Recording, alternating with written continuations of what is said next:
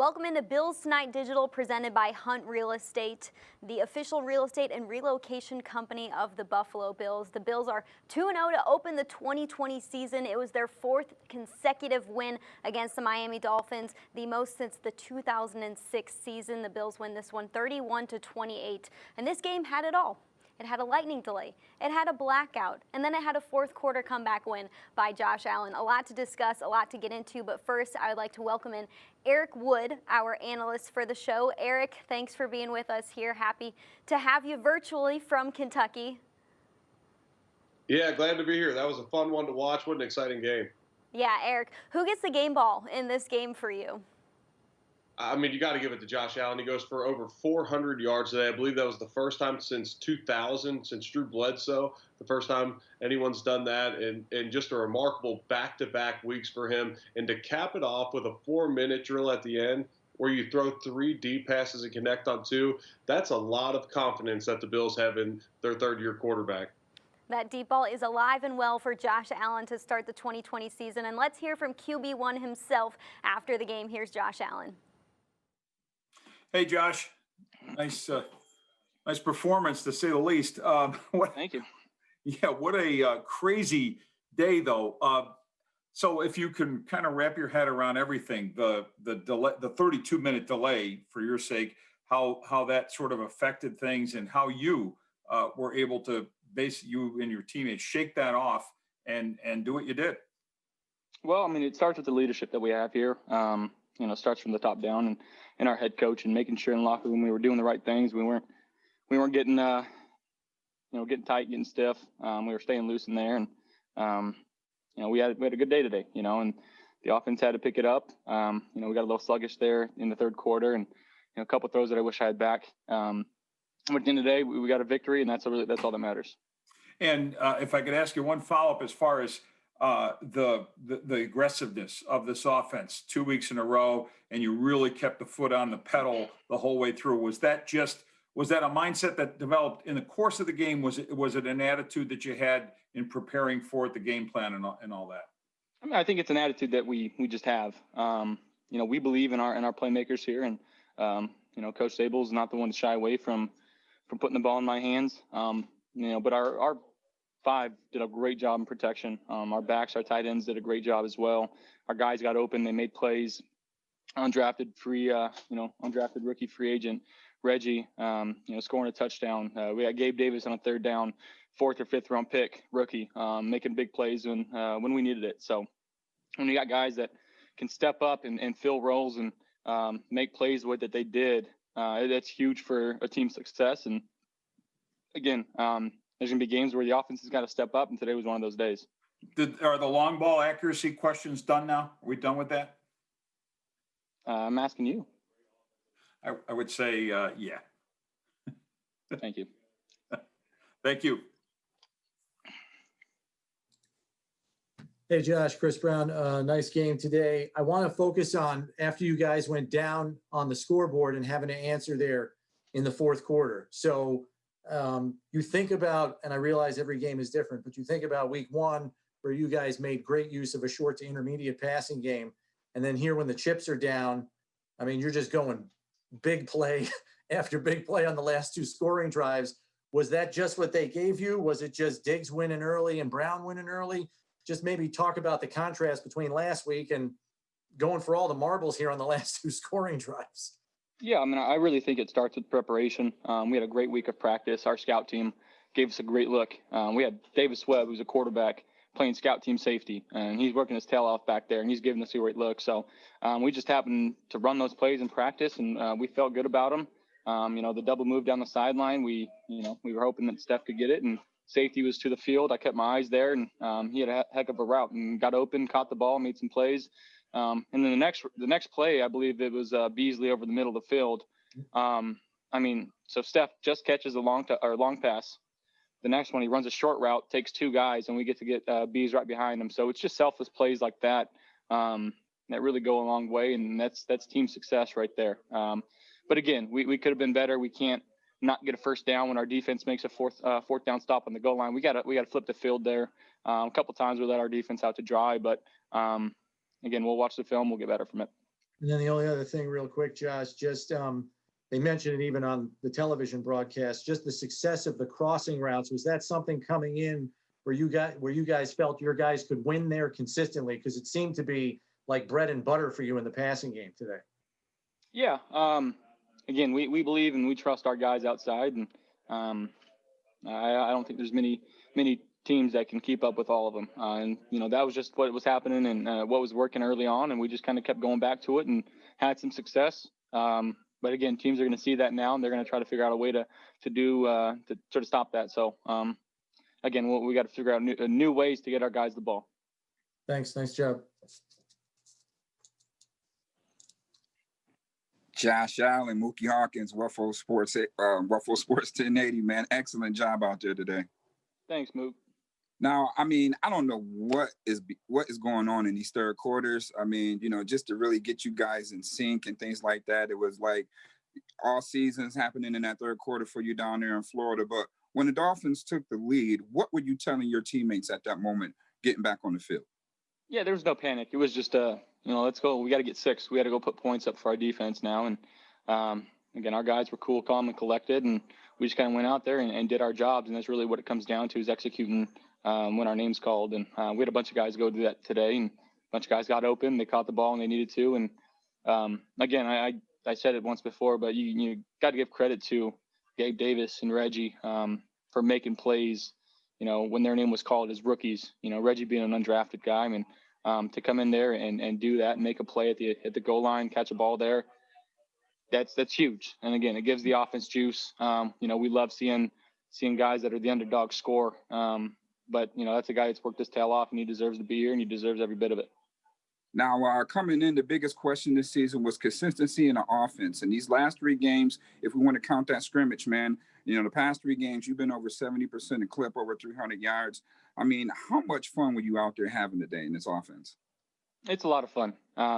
We got guys that are true professionals, know how to work, know how to get open. And again, hats off to our 5 guys up front, protecting all day. I had some good time back there to make some good decisions and allow our guys to go make some plays. So again, it's a total 11-man effort on the field, and we had some success today, but there were still quite a few things that we need to learn from and clean up. Absolutely. Hey, man, fantastic job. Keep it up, baby. Thank you. Hey, Josh, how you doing? Can you hear me? Yep, I got you, Marcel. I always got to ask, but yeah, kind of going off of Mookie's question there. I think the cameras caught you after you missed digs or miscommunication, something. Just kind of like smiled and tapped your chest.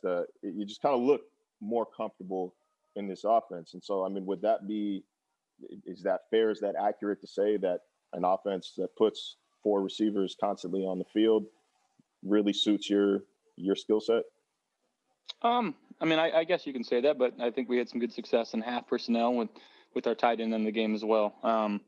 I just love it. We got guys that work hard, that they study their playbook, and when their name's called, they make plays. And I think you saw that today. Guys that, you might not think of.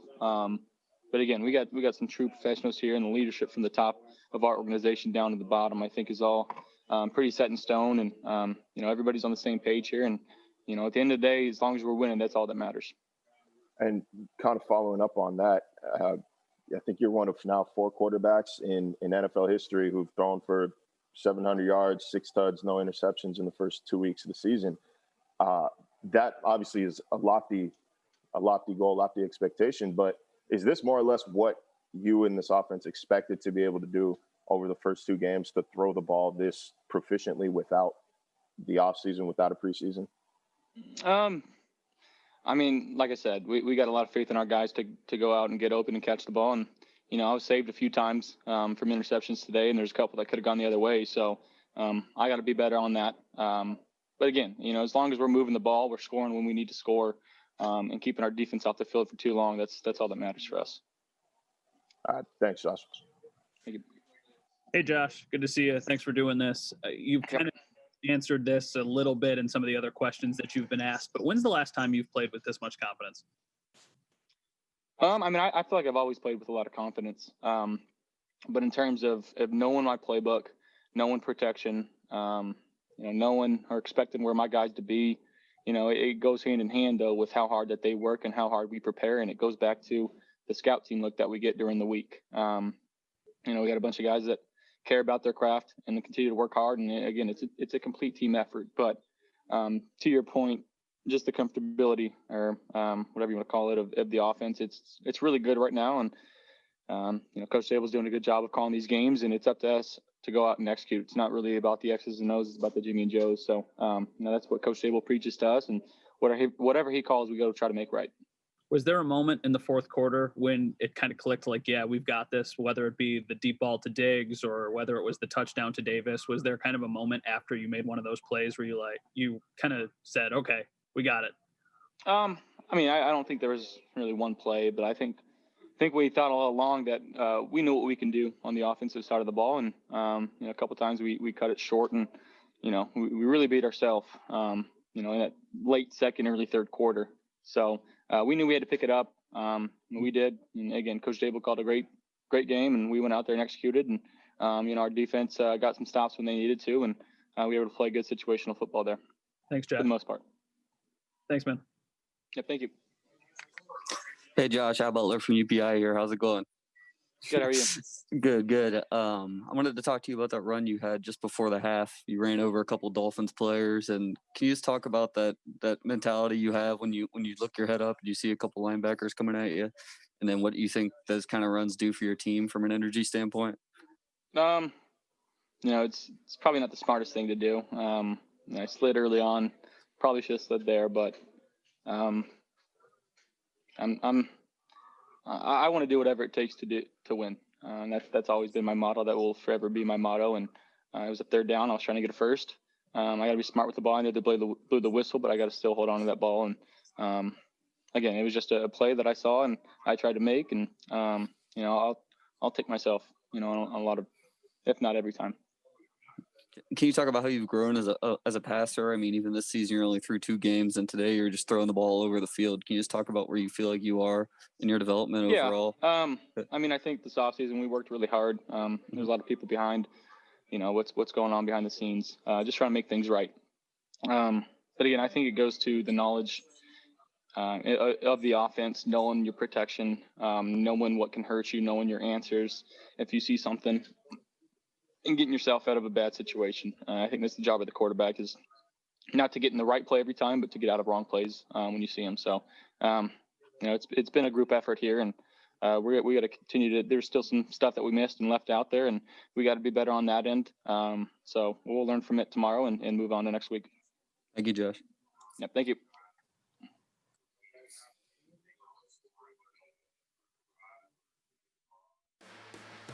The quarterback press conference is presented by Energy Mark, the official energy supplier to the Buffalo Bills.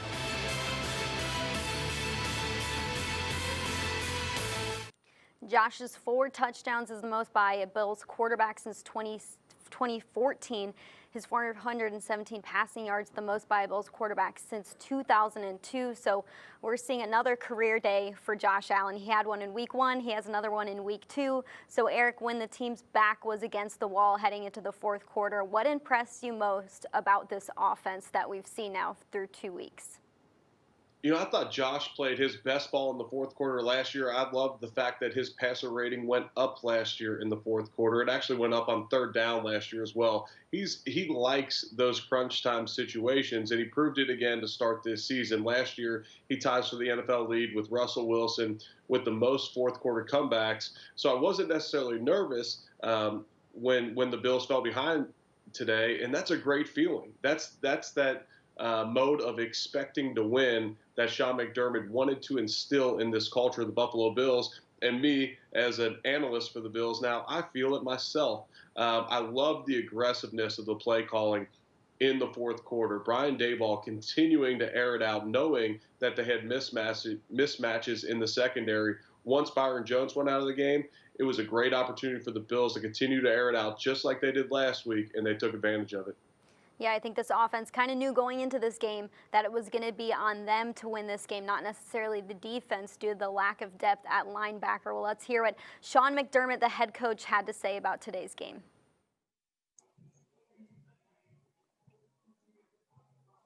Hi, Coach. Congratulations on the win. Adam Benini, WGRZ Buffalo. Just, I guess, start by talking about maybe the evolution of your offense. Obviously, we just got finished talking to Josh. The number of weapons you have, they were on display today. How far has this group come? Well, I think we continue to build our foundation, right? I mean, we've had a short run-up. Our offensive staff has done a really good job of trying to establish with great clarity, what we're all about, how we want it done at every position, and what it needs to look like. And I think you're seeing some of that come to life with a lot more work to do ahead of us here, Adam. Thank you. Sure. Hey, Coach, Dan Fates in Rochester.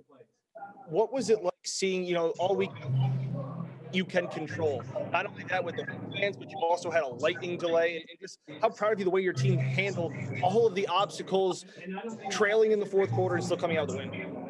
Yeah, and listen, this is it's a tough thing to go on the road in the NFL. Wins are hard to come by in the NFL, period, regardless of where you play. And to your point, I mean, just the obstacles that were in our way, from coming down here banged up on the defensive side in particular to the weather. We knew it was going to be hot when they scheduled us down here early. So there's a lot of obstacles, but our guys overcame and they stayed resilient. And we knew that there's a chance also for the weather that we did get, and our team and staff did a great job. We were ready to go with the lightning storm, and I thought we handled it well. Coach, how proud of you? Micah Hyde said 2 weeks ago that it was frustrating at times, the offense, and to see your offense battle back in the fourth quarter, throw the two like knockout punches. How proud are you of this offense and all the pieces that are involved in it? Yeah, very proud. Very proud. I'm most proud of the way the guys stayed together today, and we could have done a better job in some other areas, but in terms of the defense, the offense stayed in there, and the defense battled. It was a good team win. Special teams came through at the end. Tyler Bass had a good day, I thought, overall, and kicked the ball well. So a lot of good things with still a lot of things to correct over the season here. Thanks, Coach. Congrats. Sure. Thank you. Hey, Sean, John Scott, congrats on the win. Was curious if what we are seeing out of Josh last week and this week is what you envisioned him being when you drafted him just a few years ago. Well, it's game 2. So, I'm just real proud of him, real proud of the entire offensive side of the ball, just the way that they've game planned, going back to training camp, the way they put a good plan together this week, and the guys executed. There were some things, obviously, we want back, and I was proud of the way we came out and ran the ball today as well. That helps the quarterback anytime you can do that. And so, I thought our offensive line moved the line of scrimmage, which was good to see. Thanks, Sean. Hey, Sean, Sal Mayorana in Rochester. Congrats on the win. Hey, look, Josh Allen, we've seen him do this since he's been in Buffalo. These fourth quarter comebacks, he seems to rise to the moment quite often. Speak to that about this kid and some of the moxie he shows in a situation like that. Yeah, I thought, again, he's got ice water in his veins, man. I mean, the guy there's no moment too big for him.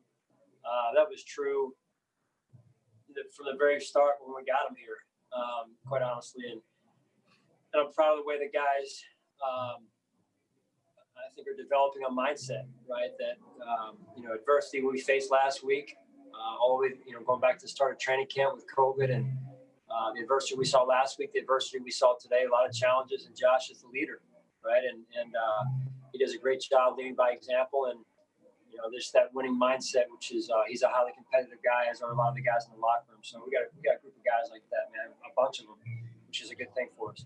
And if you could speak to Stephon Diggs, Sean, I mean, obviously we knew coming in what this guy could do. He's a true number one receiver, but just the impact that he's already had on this offense, it just seems like the offense is in a different gear with him on the field. Yeah, big-time player. As they say, big-time players make big-time plays in big-time games. And he did that today, as well as Gabe Davis, John Brown, in terms of their last touchdown, and, of course, Josh delivering the ball. I mean, look, he needed time, and I just thought overall, man, just a really good offensive performance. We've got to continue to evolve and grow at the same time, though, right? So there's tape out there on us. now 2 games, and so we got to continue to grow and evolve and improve. But just real happy to see what we did offensively today. Okay, thanks, Sean. Sure. Hey, Coach. I know that some of your defensive players have already said, 28 points allowed isn't their standard, but the goal line stand, Coach. You look at the score at the end of the day, it's a 3-point game. They don't hold them out or hold them scoreless. You don't win that game. So you just comment on the goal line stand and the resilience there after what was a long drive and they were on the field for a bit. Yeah, listen, it was hot. It's as we expected it to be, and then we had the delay, and yeah, so we came down, and I think it showed the resiliency of the group. We didn't play our best game defensively today. Give the credit where credit's due to the Dolphins, but again, they stood up when they needed to stand up, and they fought, man.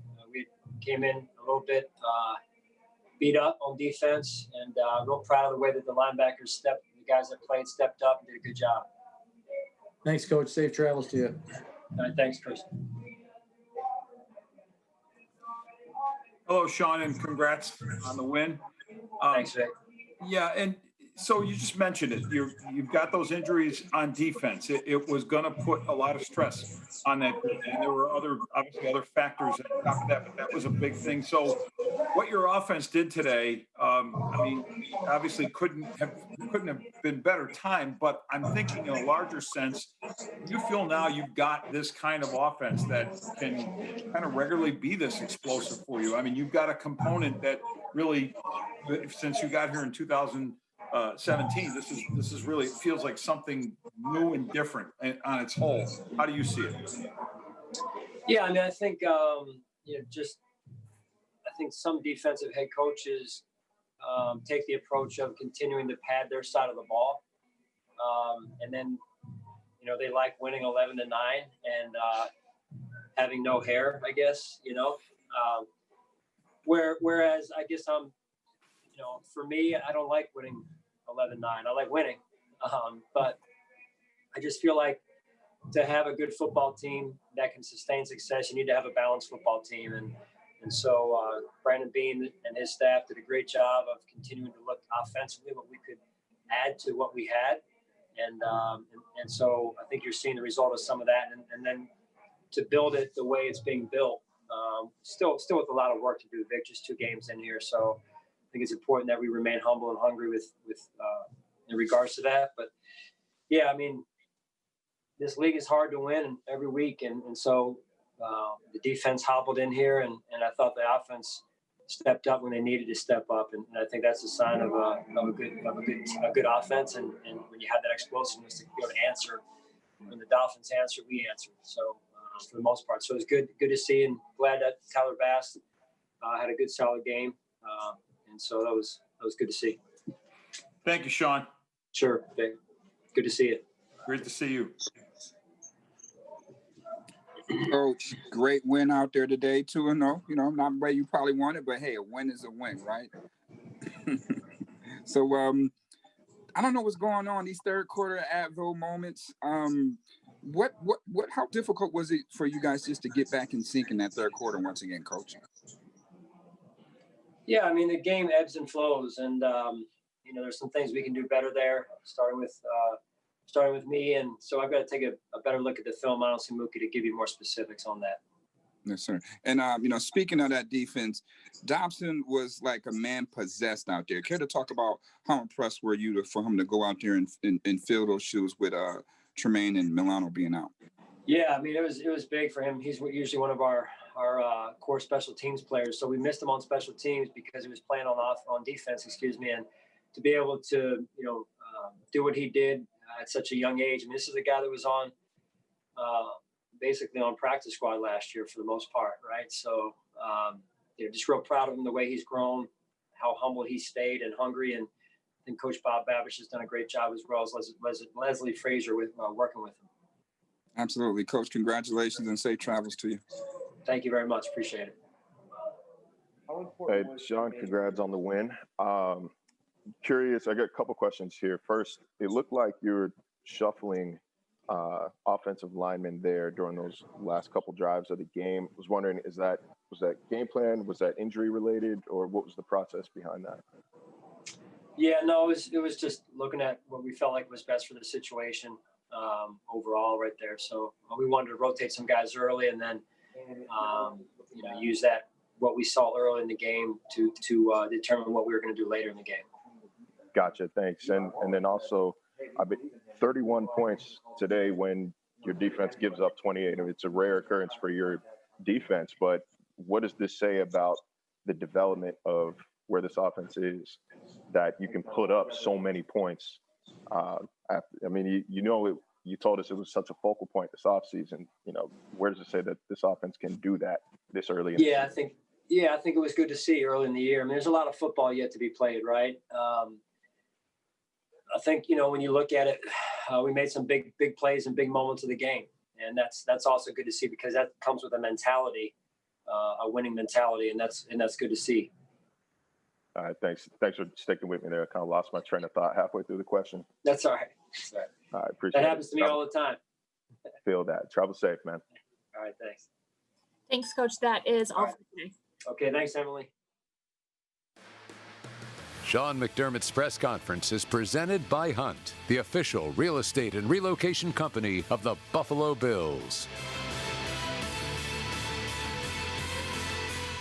To Coach's point there, it's rare, if you look back to last season and think about the Bills' offense last season, it's rare that they win a game where the defense allows 28 points and allows 410 total yards on offense. And I think we're really seeing the evolution of this Bills' offense with some added pieces like Stephon Diggs, Zach Moss, Gabriel Davis. Eric, when you look at this game as a whole, though, the play calling seemed, at least to me, a little bit different than I would have imagined it to be. Last week, Miami allowed 75 rushing yards to Cam Newton, and Josh Allen only rushed for 18 yards today. So did anything strike you as different about the play calling this week, and maybe how it was similar to week 1 against the Jets? Yeah, there was so much less QB design run, and early in the game, they did run a QB design run, which I thought was an unbelievable play call. It was a swing pass. They knew they were in man-to-man coverage. They faked a swing pass to Singletary, and I'd like to know, and this isn't information that I'm going to get at this point in my career, but if it was zone, I wonder if they would have thrown the swing, or if it's man, and then against man, you go back to the draw. But they went back to the QB draw the other way, which draws the linebackers out of man-to-man coverage, and it was wide open. Well, they never went back to the design QB runs. A couple of times they ran read-looking plays, but oftentimes in those handoffs in the NFL, the fake play that's shown by Josh Allen afterwards, it's just a token fake. I don't truly believe those were true keep options for Josh Allen, but I could be wrong there. So it surprised me there. They didn't run nearly the amount of multiple screens. They did try a couple running back screens today, completed one, and another one, Josh just overthrew him, and he seemed pretty disgusted with himself afterwards, but that one was set up. Last week we saw wide receiver screens, tight end screens. We didn't get to either of those.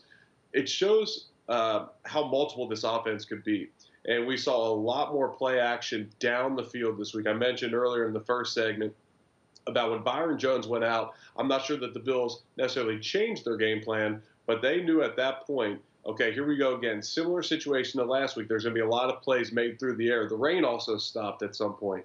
And once the rain stopped, it's obviously easier to complete balls down the field. And then all game long, it seemed like players had issues with footing on the turf. Well, that always makes it an advantage for the offense. And it looked like it for both ways. It seemed like guys were creating separation. And when the defense has to react, they have to worry about their footing a lot more than the offense that can plan for their moves ahead of time. So I think all those things considered led to a different looking offense this week. But I'll tell you what, the Bills would take either of their offenses from the first 2 weeks. Yeah, 31 points in this Week 2 win is not too bad, but let's revisit these highlights, see how the Bills got into the end zone so many times. Bills running out onto the field, and it would be the first touchdown of the game. Reggie Gilliam, first career touchdown to put the Bills on the scoreboard, 7-0. 41 seconds left in the first. Dolphins on the 2. Fitz finds Devontae Parker here for a touchdown. Second quarter, 11:46 on the clock. 1st and 10 on the Miami 22. Allen finds Diggs for his first touchdown as a Buffalo Bill. fourth quarter here. 3rd and goal for the Dolphins. Jordan Howard punches it in from 2 yards out. And then it would be 3rd and goal for the Bills. 6 minutes on the clock. Josh connects with Gabriel Davis for his first career touchdown. Welcome to the NFL, Davis. That would be 24-20 score at that point. 3:18 to play. Bills still leading 24-20. Allen dials one up deep to John Brown, and the Buffalo Bills would take this one 31-28. When you look back at this offense and maybe a little bit the defense too, it looked like the Dolphins definitely decided to start throwing to the middle of the field there. Their tight end Gesicki got really involved. In the beginning of the game, he had like one big catch, and then in the middle of the game, they started to throw to him a lot more, trying to target those mismatches with the lack of depth they had at linebacker. No Tremaine Edmonds, no Matt Milano, no Delshon Phillips. So how did you see the defense kind of evolve and work around having so much being thrown at them in the middle of the field? Yeah, and that was an area that I assumed that they would attack. Tremaine Edmonds and Matt Milano are so athletic and so good against the pass. I think we take it for granted a lot of times. Milano, maybe a touch more athletic. Tremaine Edmonds is so long in the middle of the field. He just gets his hands in passing lanes so often. So you take it for granted how athletic those guys are. And it's very tough in the NFL, especially in the day and age of RPOs, where the offensive lineman can truly get a full yard down the field, and they give them some gray area too. At times it's 2-ish yards down the field, and they don't even call it. Well, you have a guy coming at you, and then you also have a tight end releasing down the field that you don't know if he's releasing to block the safety or what he's doing, and you have to defend the run, and then, oh, shoot, now the tight end's behind me, and he catches the ball.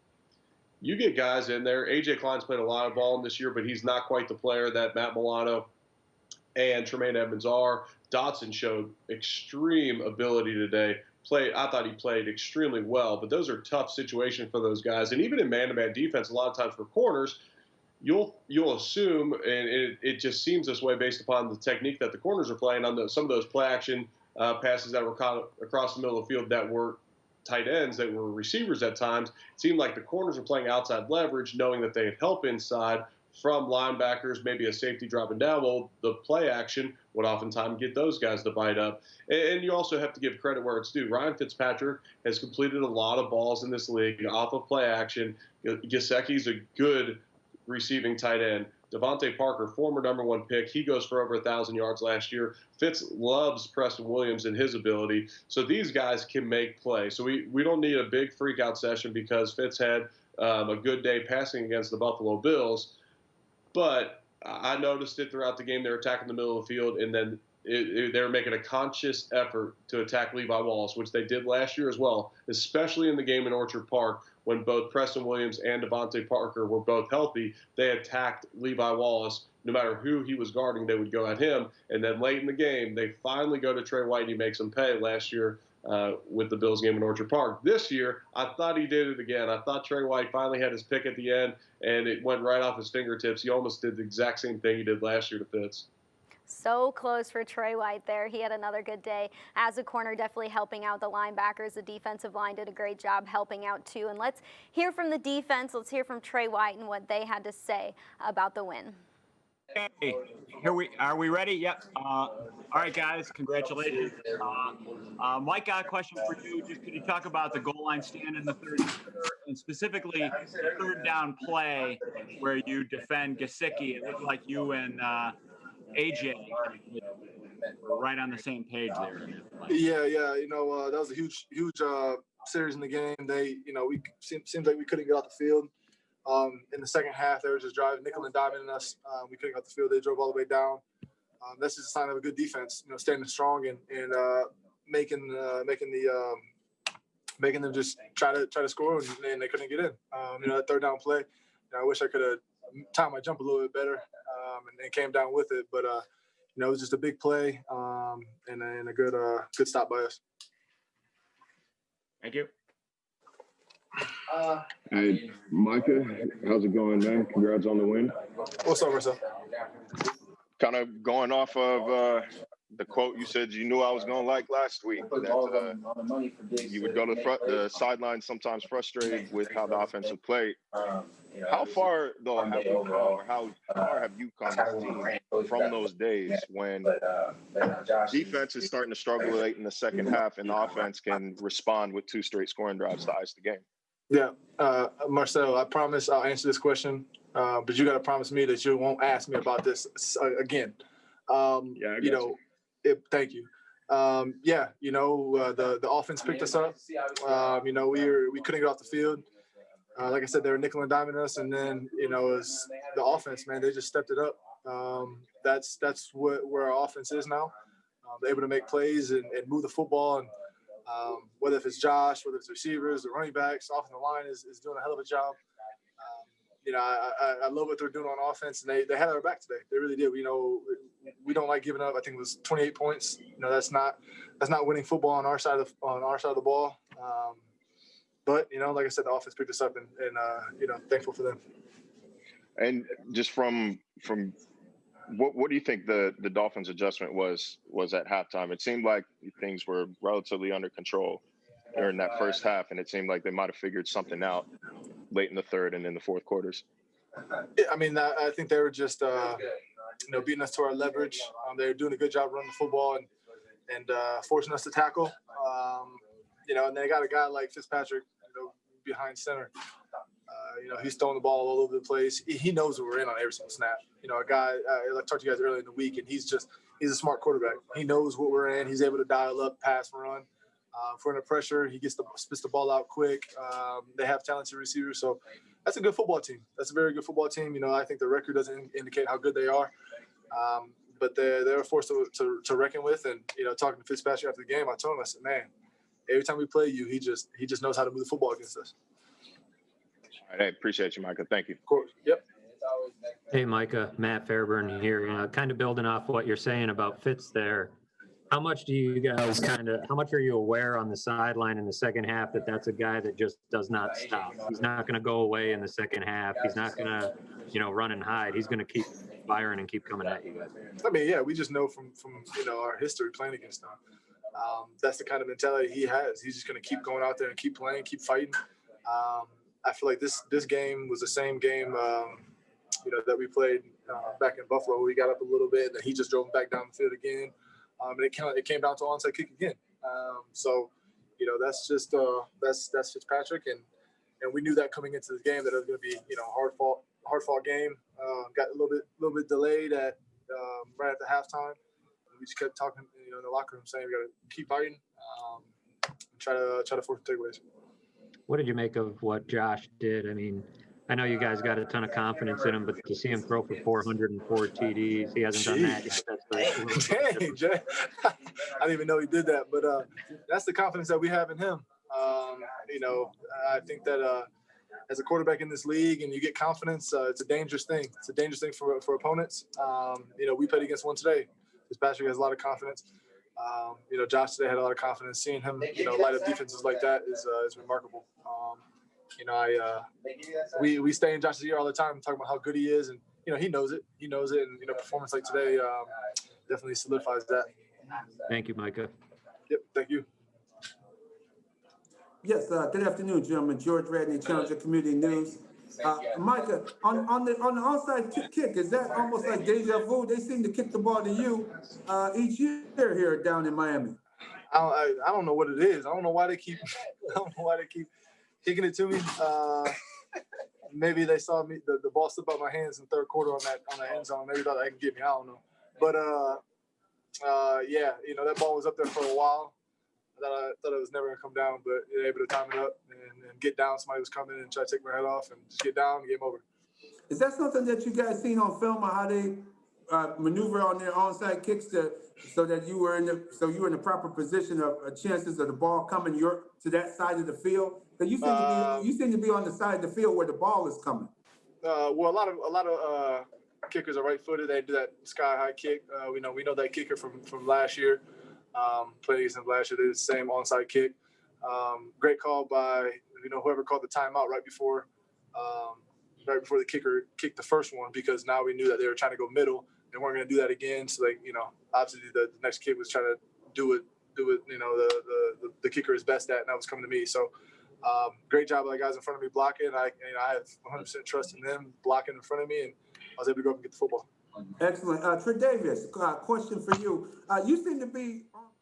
Micah there touched on the success that Fitz has had against the Bills. And if you look at this stat, the last 4 starts against the Buffalo Bills, this is talking about Ryan Fitzpatrick, before today's game, he was averaging 297.3 yards per game, 68.8% completion rate, 4 touchdowns to 1 interception, and 8.3 yards per attempt. And Eric, you are someone who is very familiar with Fitz and what he can do. And now he's reunited with Chan Gailey, who he was with in Buffalo from 2010 to 2012. So you pretty much expected this from Ryan Fitzpatrick, right? I mean, we saw him target Levi Wallace, 9 times? It was in the third quarter, and he had already targeted Levi Wallace at that rate, and then continued to do it. And then there he is running on, it was like a 3rd and goal or something like that.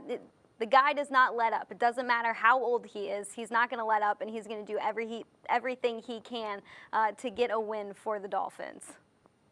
Yeah, no doubt. And that's why guys love playing with him. That's why he's been around this long. He's super smart. He's competitive. He puts his body on the line. He can make all the throws on a football field. And honestly, that's why I love him. And I was telling my wife during the game how hard it is for me to root against Fitz, because I absolutely love Fitz.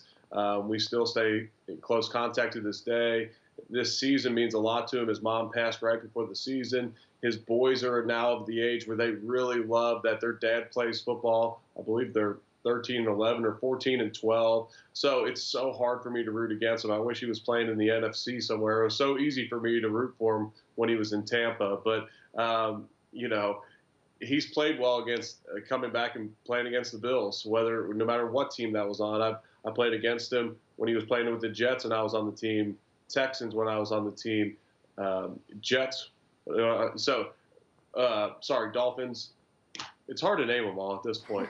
But played against him a bunch, and it seemed like he would always play really well against us. He gets up for the moment, and I know he has so many people that he's still so close with back in Orchard Park, or maybe even just down in Lakeview with all of his neighbors. But, Fitz is beloved by Bills fans. With the long string of quarterbacks that the Bills had, I think Fitz is the one that all the fans truly loved. And the Bills have to play the Rams coming up in week 3. So you look at this performance and you see the defense let up 28 points, and there were some health issues there with the linebackers, of course. And you see the third quarter that the Bills offense had, they only put up 28 total yards and 1 first down. So where do you think they need to work on before they face a talented Rams team with a premier corner in Jalen Ramsey?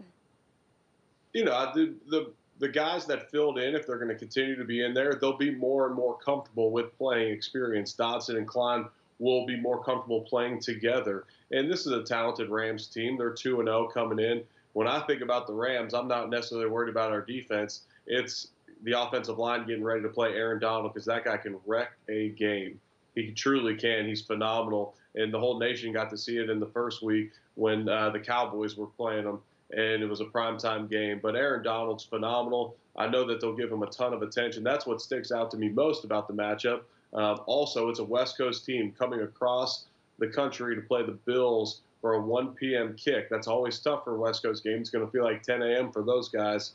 So it's a game that I would imagine the Bills will be favored in, and it's a game at home that you got to take care of business. I know that the home field advantage isn't there from a fan perspective, and I'd love to hear from the players or coaches to hear what the atmosphere was like down in Miami, because Sean McDermott was adamant before the season that the places that had Bills or that would have a home crowd were at a competitive advantage. So I'd love to hear how that played out. It seemed like the Bills were able to use their regular audible cadence throughout the game, never having to use a silent cadence. I say all that. This is a game next week that the Bills need to take care of business against the Rams. Definitely going into it 2-0, an impressive win, 31-28. That's going to do it for us. But make sure you tune into MSG at 11:30 for an entire breakdown of this show. More highlights, more analysis, more talking points, more players. We'll have it all 11:30 on MSG. For Eric Wood, I'm Maddy Glab. We will see you guys next week.